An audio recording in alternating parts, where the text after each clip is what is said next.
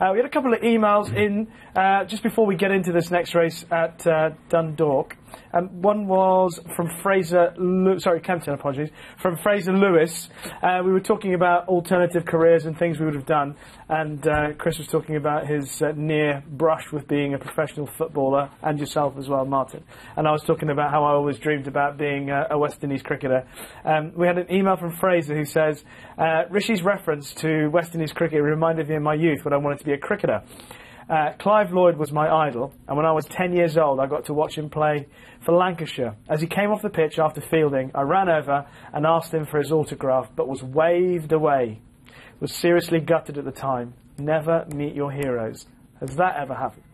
You must have waved a few people away in your time. Never, not many people ask me, that's why.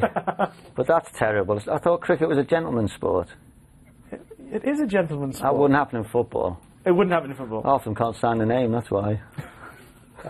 I hope no footballers are watching. Has it happened to you, where you've gone up to one of your heroes and been disappointed by a meeting? I don't think I can say that. I don't think no, can't think. I met Alex Higgins once. He was a big hero.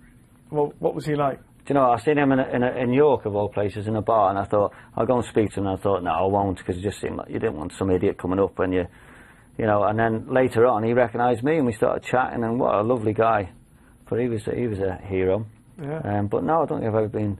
I met Omar Sharif once in Paris. Did he recognise you? Do you know what? I seen him walking towards me, and I used to love him. I loved the old films, and I just seen him. I recognised him. Something in my brain. I just said, "All right, Omar," and then he stopped and he looked at me, and then he thought, "I don't know this man," and then he kept walking. But Lawrence of Arabia, I used to love that film. What about your Kylie Minogue incident? Oh yeah, I met Kylie, told her a few jokes.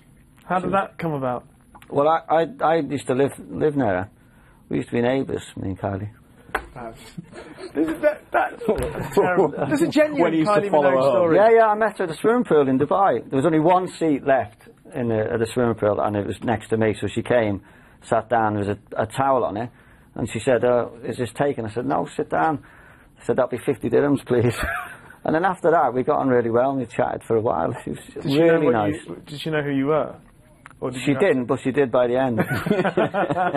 And she avoided me for the rest of her stay at the hotel.